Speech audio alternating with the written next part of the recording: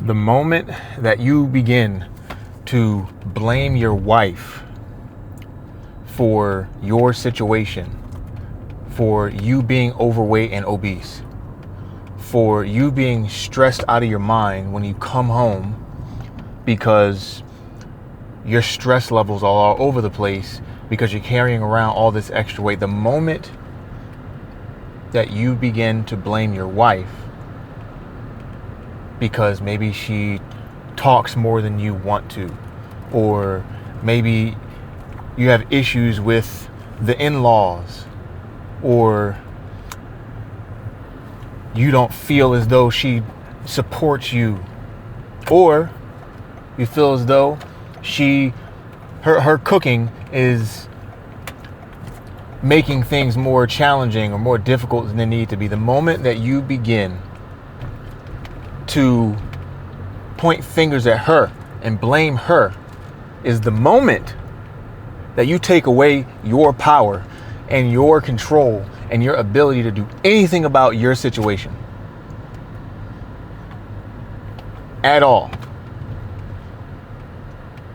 Because the only place that exists in your life where you're able to actually do something about your situation, where you're actually able to step into being the man and being the husband that you were created and put here to be, that place only exists in a place called 100% accountability. Not 50%, not 75%, not 90%, but 100% accountability. The place where you're not looking at your wife pointing fingers. You're not looking at the meals that she makes pointing fingers. You're not looking at her past and how she was raised and how she's now showing up in the marriage as the reason that you're not achieving your goals. This is something that I had to come into realization of. This is something that I had to realize myself not too long after I got married. I got married back in 2022. And at the time, I was 165 pounds over. I was 350 pounds when I got married. And my wife, she's Puerto Rican and Mexican, so she can absolutely throw down. Before we got married, oh my goodness, the stuff that she would make, she made these one night in particular, she made chimichangas, empanadas, taquitos, and a burrito, all in one night. Just the whole plate of all the fried stuff.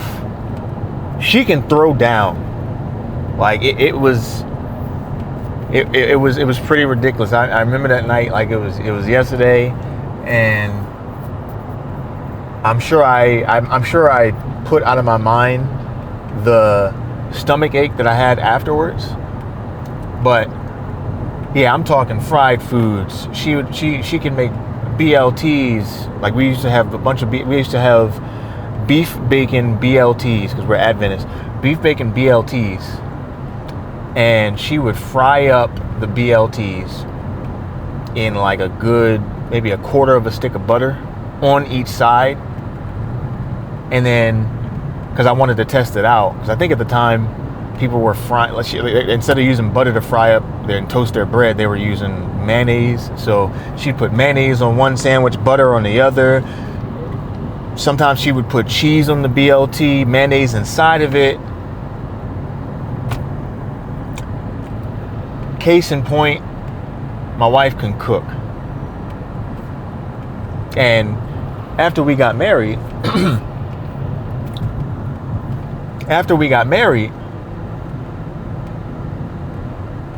I was hit with the reality, the surreal realization of being a husband. Like not just the title of a husband, but like actually being someone's husband. Because what that came with, after like I actually said I do, walked down the aisle, went to the reception, went to the honeymoon, came back, and now we're back in real life after being on the honeymoon for 3 weeks. It's a reality that you can't escape from. You can't run away from. I didn't want to, but that was just the reality now. We did marital counseling, which was a blessing, and it was incredible, and I'm grateful for it. But nothing can actually prepare you for being a husband like actually becoming a husband. And so, getting back from the honeymoon, I'm now faced with this very surreal and jolting reality of the fact that I'm now responsible for not just me, but my wife.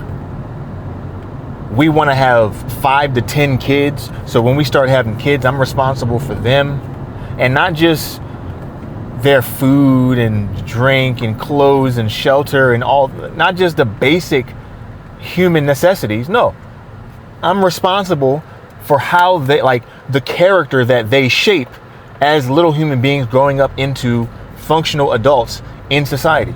I'm responsible for instilling in them the character of Jesus. I'm responsible for instilling in them discipline, courage, kindness, love, joy, all of the other fruits of the Spirit. I'm responsible for instilling all of that into our future children.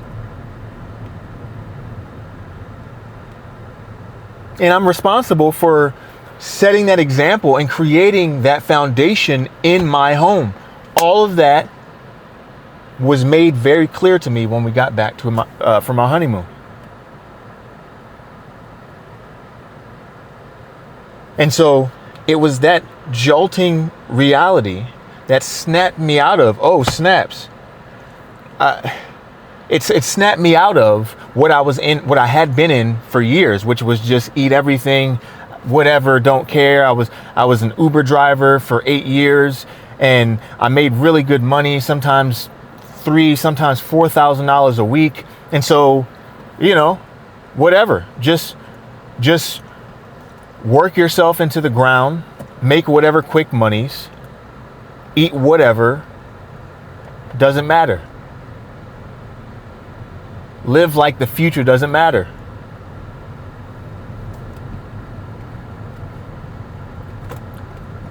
Coming back from our honeymoon helped me to snap out of that. And making the decision to say yes to my wife helped me. That was the thing that helped me to no longer point fingers at anyone else, including my wife. Because, like I said, she can throw down. At my heaviest, I used to eat 2 large pizzas in my car. There was plenty of opportunities, especially in the beginning of our marriage, for me to point fingers at her. Plenty of opportunities for me to be like, this is your fault, this is on you. But if I had done that, if I had pointed fingers at my wife, I wouldn't have been able to actually transform anything about me, let alone my body.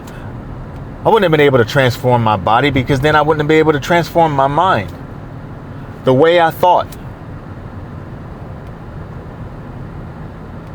Because the actual transformation started in my mind, and that started with accepting that this is on me.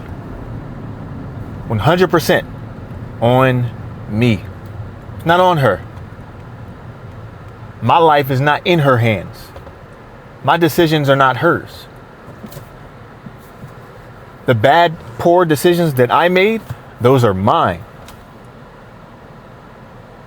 Therefore, if the bad decisions are mine, then any decision that I make that is in line with the Holy Spirit, that is in line with growth, that's also mine as well. And so once I accept that, once I embrace that, as opposed to pushing it away, as opposed to making excuses and saying it's her fault that she cooks so good, or saying it's her fault that fill in the blank, or saying that it's anyone else's fault. The moment I decided to stop doing that, that's the moment that I was actually able to transform my life. If you keep looking for external sources to point at for why you are where you are right now, you will never escape where you are right now. Ever. Ever. Because no one else, no external source is the reason that you're even in the place that you're in right now. Even if somebody made it hard, made it difficult, did something in your childhood, did something in your life that made life more challenging right now. If you're watching this video, if you're on YouTube right now, they're not doing anything right now, are they? And so the only place that they exist, if you experienced something in the past, is right here. They exist in your mind. And if you're giving them space to exist in your mind and causing those thoughts and emotions and feelings to stop you from making progress and moving forward towards the goals that you want, who has the power? Because it certainly isn't you. You're giving the power to somebody else. And it doesn't matter if you have 90% power. If somebody has 10% power over your life,